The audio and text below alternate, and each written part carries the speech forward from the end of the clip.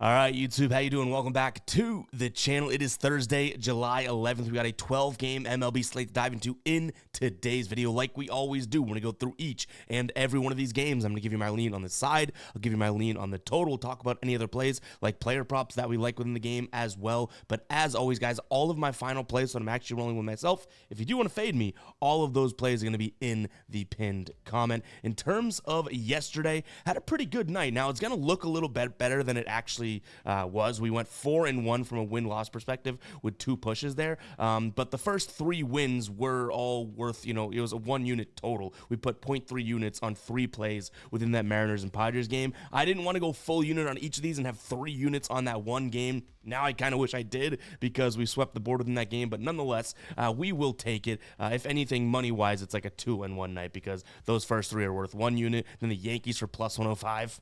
I'll take that. That's worth a unit there. And then our only loss being the Red Sox first 5 minus 0.5, which I almost didn't bet on. But you know what? Almost doesn't matter, right? We'll take the profitable night. We haven't done a ride of the day in a little while, so what we're going to do today is get that back on the board, but we're switching it up a little bit here. So make sure to use that hashtag ride of the day in the comments with your favorite play. If you don't know what it is, all you have to do is just that. Use that hashtag ride of the day. Give me your favorite play in the comments. And the person that gets the most likes by, let's say, maybe 12 p.m. Eastern time, right around there, the person that gets the most likes in the comments. So make sure to go down, check everyone else's, and hit that like button for ones that you like. That is going to be the ride of the day. So we can have some sort of voting system. I know we've been getting a lot of ideas about how to do the ride of the day maybe better and whatnot, and more efficiently, I guess I should say. Yeah. So yeah, use the hashtag ride of the day in the comments, and then go down in the comments and like the ones that you think are the best plays. I'll take the top comment with the most likes, and that'll be the ride of the day. Again, we'll enter that around 12 p.m. Eastern time. I'll post on Twitter as well. But enough rambling from me. Now it's time to ramble some more. Let's jump into some games. Hit that like button. Hit that subscribe button. Let's rock and roll. We're looking at Detroit taking on Cleveland here in this spot. So far, this has been really I almost want to say shockingly a spot in which Detroit has won this series, even though I would say Cleveland has the better offense, right? But Detroit so far 2-1 in this series. Today they have Jack Flaherty on the mound going up against Spencer Howard, so there's a clear pitching advantage for Detroit in this one. I still maintain the idea that Cleveland has the better offense, but in this spot with Spencer Howard, 5.63 ERA, 1.83 WHIP, an expected FIP of 5, average against a 327. I can't really get behind them necessarily in this spot. And he's really good against lefties. Well, tough for him. There's only 1 or 2 lefties in this Detroit lineup today. So I don't think that Cleveland is the move. Now, can we get behind the worst offense,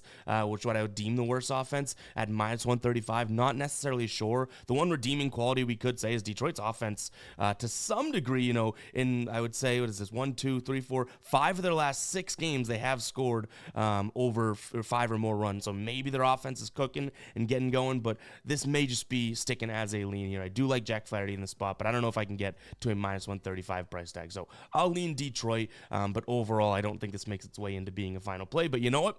I've done crazier things in my life. In terms of the total, it's sitting at 8. I do think that this is a good spot for a Guardians maybe team total under. I bet you can get pretty good odds on that. So that might be how I play it. Maybe first 5 team total under, something like that. Just backing Jack Flaherty, who I do think should be able to pitch fairly well in this spot. So we'll see what we can get for odds for that. And then one player prop I'm considering, I feel like I'm talking a mile a minute, but let's roll with it, is Javier Baez here, under 1.5 hits, runs, and RBIs. He's batting against righties, which Spencer Howard is a righty. 174 this season. That is terrible. On the flip side, you have Spencer Howard, who against right-handed batters is absolutely terrible. So yeah, we'll see if we end up rolling with that, but that is a player prop lean as of right now. All right, Cincinnati taking on Colorado. I don't know if I want to touch this one with a 10-foot pole here. Cincinnati, obviously, the better team, and they've won 2 of the 3 games thus far. And now they have, which I would obviously consider the better pitcher on the mound, Hunter Green, as he takes on Austin Gomber. Both of these lineups are, I would say, mediocre to bad against, whether it's Cincinnati against lefties or Colorado against righties. But still, Cincinnati should have the better pitcher, definitely the better bullpen. And if these offenses are at all similar today, Cincinnati should edge them out. But minus 198 is a little crazy of a price tag, if you ask me. And I'll also throw in the fact that Cincinnati minus 1.5, don't love that spot. Only 3 of their last 10 games they've won by 2 runs or more, or they've lost. So I do think that this is a tough price to get behind. I think the actual play that I could end up rolling with is a potential under here in this spot. I could see this being like a 5-4 game maximum, which would be a push, but there's a lot of potential for one of these offenses to not necessarily have the best day. I'm just concerned that one of these pitchers would have such a horrific day that, it could be like an 8-2 game, and it's like, well, one of these teams went off. But if I had to peg it, I'd say this is like a 5-3 win for Cincinnati, which, I'm not confident in that 2-run victory, but I do like the idea of an under a little bit more than anything else here in this spot. And from a player prop perspective, I don't mind Michael Toglia under 1.5 strikeouts. Now, this is obviously a spot where Hunter Green likes to go out there and get his, but, the fastball isn't necessarily a pitch that Toglia strikes out much against. In fact, his WOBA jumps to 427, and that's going to be the main pitch of, obviously, Hunter Green. So I think this could be a decent spot for minus 110 odds, just to say don't go out there and strike out twice. You know what I mean? So, again, Michael Toglia under 1.5 strikeouts is a player prop lean that we're looking at here as well. All right, next up, we got the Mets taking on the Nats here. Mets 2-0 so far in this series. They won 7-5 in Game 1. That was a few days ago. And then 6-2 yesterday here in this spot. Today on the mound, and we've got some good pitching out of these Mets players in this series so far. Quintana went 7. Severino made it into the 7th. But we have David Peterson on the mound here going up against Mackenzie Gore. Mackenzie Gore's actually been pretty damn good on the road. I don't know if I would say as of late. He's been kind of sporadic. He's having these 5 earned run game followed by a 1 earned run game and then a 5 earned run game. But what I will say is the last time he pitched against the Mets here was just a month ago or so, not even a month, like 2 weeks ago, and he pitched pretty damn well. 5 2/3, 1 earned run, 8 Ks, 1 walk. So I give him a little bit of credit here. David Peterson also pitched really well against this Nats team on that same day, so we've already seen this matchup. But he actually 2 times this season has pitched pretty well against the Nats, and I don't think there's any question as to who has the better offense here. So I do think that this could be a price that's worth considering the Mets here in this spot. It's at minus 142 on the graphic, but you can get it at minus 130 right now on FanDuel. The Mets won 4 of their last 5. The only thing that would concern me is it's hard to sweep a team, right? Which this would be a sweep game. So it's going to be Mets all day for me. I really can't get to the Nats side of things. In terms of the total, I don't mind taking a peek here at the over. I just think one of these teams has a good game. Even if you forget what I just said about, I think David Peterson could be pretty good. He's had some bad starts, many bad starts. I could see the Nationals going out there and, scoring some runs on him, right? And then you also could see, Mackenzie Gore, even though he's been good on the road and up and down, I could easily see him also being tagged by this Mets lineup, even though he pitched really well against them, last time out. So I could see either side here looking pretty good. And from that perspective, if I were to go into plate appearances against just from David Peterson and Mackenzie Gore's perspective, 85 plate appearances against this current Nationals roster for Peterson, average 311, WOBA 331, slugging or expected slugging 380. So you know what I mean? He has looked good against the Mets, but recently, but career-wise, not necessarily. Same thing from Mackenzie Gore. He had that one good start against him, a couple weeks ago, but 93 plate appearances against in his career, 284 average, a WOBA of 358, slugging of 470, batting average expected against of 272. So either one of these pitchers could kind of slip up today. I'm just hoping that it's Mackenzie Gore because that would help the Mets. Obviously, Mets. I would say even Mets team total, now that I say it, instead of the overall, but I don't necessarily want to pick which pitcher, but that would help the Mets money line overall.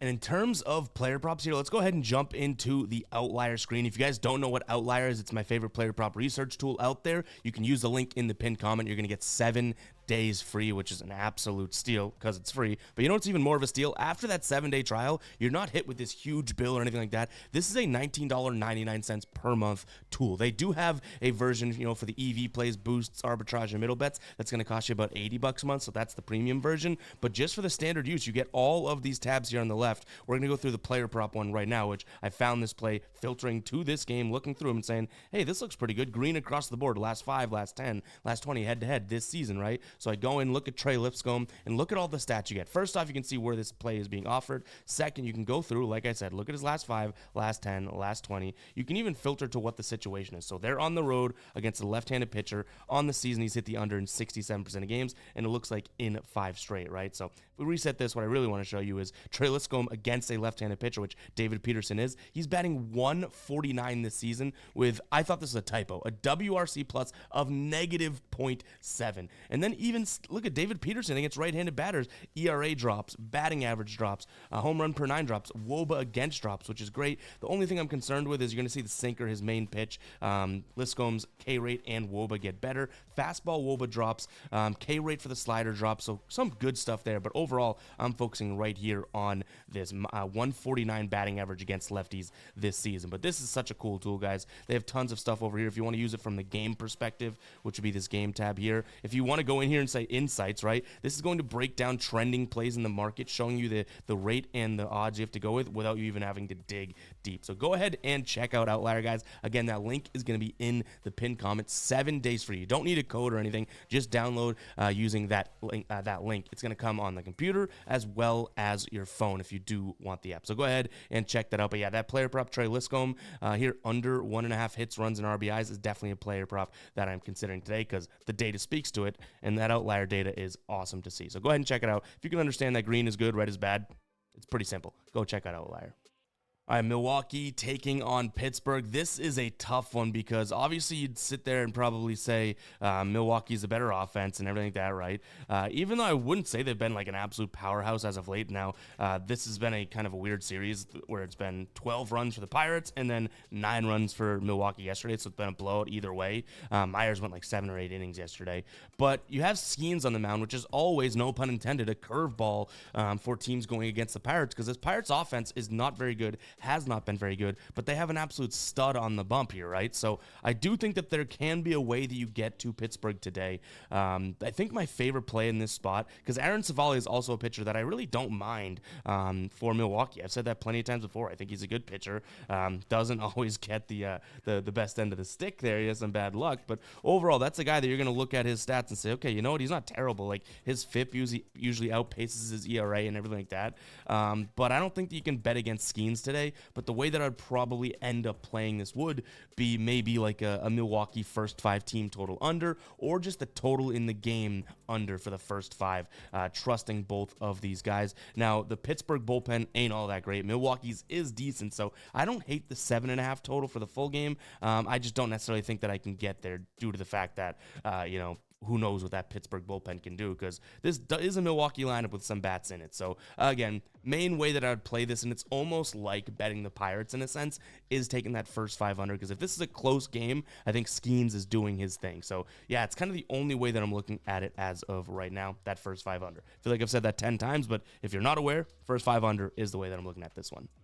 All right, San Fran taking on Toronto. This was a weird one yesterday. Now, we had San Fran first 5 money line. That ends up pushing. I'm glad it did, because this is weird. San Francisco was up heading into the 5th. Then Toronto scored, I believe it was 3 runs to take the lead. And I was like, oh no, we're about to lose our first 5 money line. But San Francisco tied it up in the bottom of the 5th. So it was a no blood play there. But Toronto ended up winning the game. And I almost rolled with San Fran money line overall, but I was like, you know what? I don't want to put faith in that bullpen or anything like that. So I'm glad I made it first 5. Today you have Jordan Hicks on the mound going up against Kevin Gausman.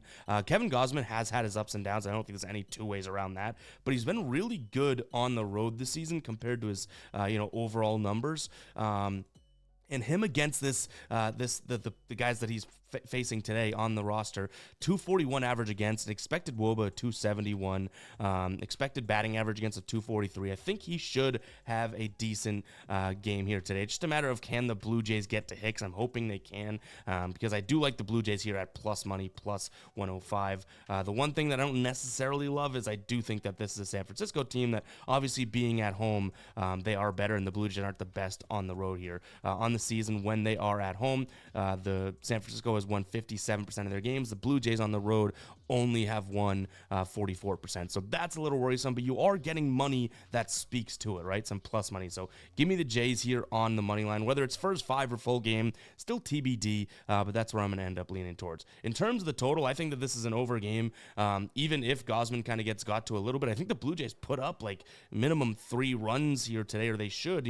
Both of these teams, the offenses don't look all that terrible right now. They're kind of giving you a minimum of 3 or 4 runs in their last 10 or so. I think the Blue Jays struggled kind of midway through, so maybe you could say last 5 for them. But yeah, I think that this could be like a 4-4 game, looking for who's going to get that winning run, meaning they kind of soar past this over. And kind of in line with that, a player prop that I don't necessarily mind taking a peek at. We can jump into the outlier screen to kind of vet this one out, but I don't mind Jordan Hicks here over 5.5 hits allowed. It is pretty juiced, so that's first and foremost. But nonetheless, he's done it in 6 of his last 7 games here on the season. 56% of games. We want to filter to home games, 67%.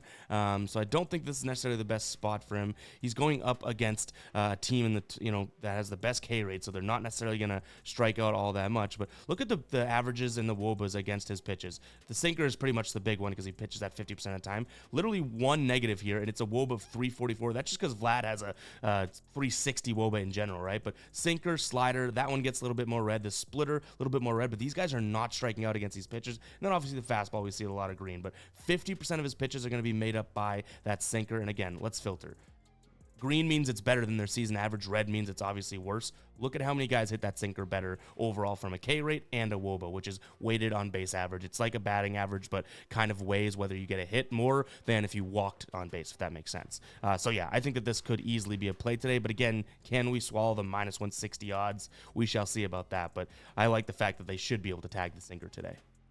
All right, guys, as I'm watching this video back, I realize I'm like talking a mile a minute. I don't know if I had some speed this morning or there's something else in the coffee, but I apologize for flying through this video. I'm sure it's keeping up with a better pace, so we're not going to have a super long video, but did just want to apologize if you think that I'm talking a mile a minute. I see that too. My bad.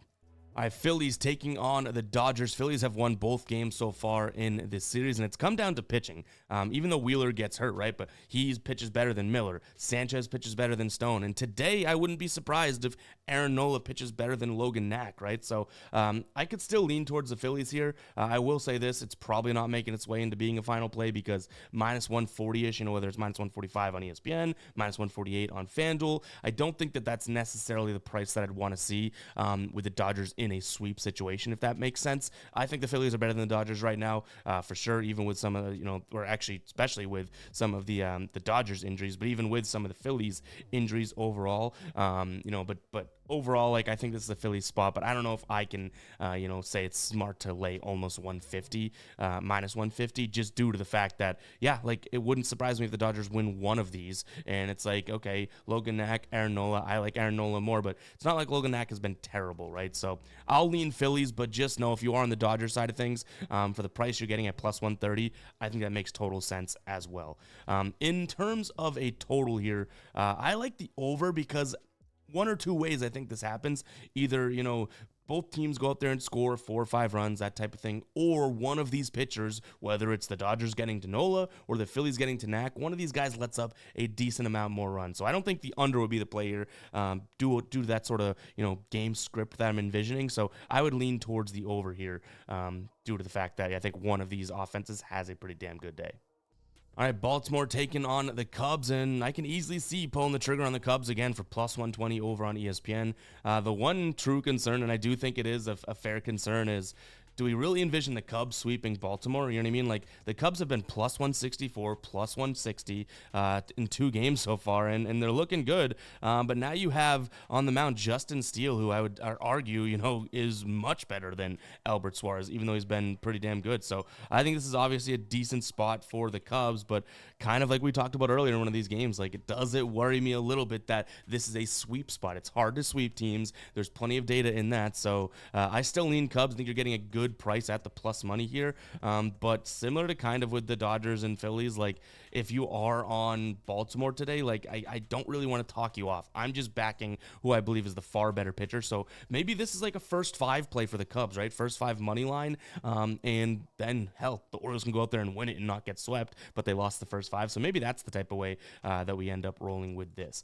Total wise, it's at 8.5 right now. I think that Justin Steele is a pretty damn good game, or at least I feel like he should. So I'm going to lean towards the under, but maybe also this is like a first five type of a play. Because again, don't get me wrong here saying that I think the Cubs are much better than Baltimore and anything like that. I just think that we have a pretty big pitching discrepancy overall. That being said, I do want to give it to you guys, like, both ways, in a sense. Pause. I do think that Suarez has had a really good home season, so they are at home this year. That's totally valid. But overall, Justin Steele, to me, is just the more talented pitcher. So a lot of this is just based on Justin Steele, which kind of rolls into a player prop that I'm considering here is going to be Justin Steele under 1.5 walks allowed. You can see he's done this in 69% of games this season. If we filter to his away games, though, he only has one game here that he's gone over in walks. And what I like is that you're looking at a Baltimore lineup that, for better or worse, you could say it's because they hit the ball well and maybe he gets tagged, but they do not walk a lot. Third worst this season in terms of walking. Justin Steele's in the 80th percentile in terms of walks per 9. And, they're going to strike out a decent amount against the fastball. The slider, a lot of strikeouts go up. The wobas go down. Sinker's what I'm worried about, but he throws a sinker 4.7%. This is a two-pitch guy, so I think this could be a decent spot for a Justin Steele under 1.5 walks. Again, a little bit juicy, minus 145 on these two sites, but nonetheless, still could be something that we consider pulling the trigger on. But again, kind of like I tell you guys all the time, like, are we really going to go that far down the rabbit hole saying, like, we're putting all of our eggs in Justin Steele's basket? Not necessarily sure. All right, Tampa Bay taking on the Yankees here. This is one where to be honest, not exactly sure where I come out. The Yankees won for us yesterday, but even if you watch back the video, like, I thought the Yankees were going to score some runs, right? So them winning 2-1 wasn't my envisioning. Yes, I like that we catch the bet, but you know what I mean? Like, that wasn't exactly how I thought that went. And I kind of think that this could be a similar spot, where the Yankees go out there and score a lot of runs. They're going up against Shane Baz. He has one start on the season, kind of got hit up by Texas. Going up against Nestor Cortez, who's been good, but not all that much to brag about since, pitching on the road. So a little bit difficult here, but I have to lean towards the Yankees. They cashed for us yesterday. I don't love them at minus 120 today because even though they cashed, they still have been playing pretty horrific baseball. And Tampa Bay's, also not looked tremendous. You know what I mean? So this is a tough one here. It's almost like I'm betting that the Yankees still their offense is going to click, even with some of the guys that have been out and injured. But overall, give me them against a righty here, a fresh righty, only one start under his belt. But I thought that yesterday too, and they barely scored any runs. So yes, they cashed for us, but I didn't really predict that game correctly. You know what I mean? In terms of a total here, I might just go down the same rabbit hole, right or wrong. I think I like the Yankees team total over. You could probably get that at maybe 3.5 today because they scored 2 yesterday, but with this pitcher on the mound, you might be looking at a 4.5, which I don't know if I'd love it as much. Let's see if I can pull it up really quickly. Over 3.5 for minus 140 on ESPN, plus 120 on FanDuel for 4.5. So definitely some things to consider there, I guess. All right, Red Sox taking on the A's. I don't see how you can get to the A's here. You have Luis Medina on the mound going up against Tanner Houck. Red Sox have, decent enough bullpen, and they have the better bats, and yesterday they were stalemated. I think in the first or second inning, they left the bases loaded. They had Devers up, and it was a tough kind of spot to leave the bases loaded. I think that kind of took the wind out of the sails for yesterday. I don't think they do that 2 days in a row. I'm going to lean towards the Red Sox here, but it would have to be in some sort of a parlay throw-in. Honestly, I could see like a Red Sox-Astros parlay. So, I don't mind that. And same thing as yesterday in terms of the total. I don't think it's worth pulling the trigger on, looking for 11 runs in this spot. But I kind of think with the way the Red Sox have been scoring, I know yesterday being an outlier, and, the pitching on the mound here with Medina, I think it might be silly to take the under, even if Tanner Houck's going to go out there and pitch well. So I'm kind of off this total. If anything, I'd consider the over, but I don't think I pull the trigger there. And kind of already tipped my hand here. I like Houston in this one. Same reasons I like the Red Sox, but they are super, super juiced in terms of odds. We have Jake Bloss on the mound, who we don't know too much about from a starter perspective, obviously. But nonetheless, I do think that this is a decent spot for him, I would say.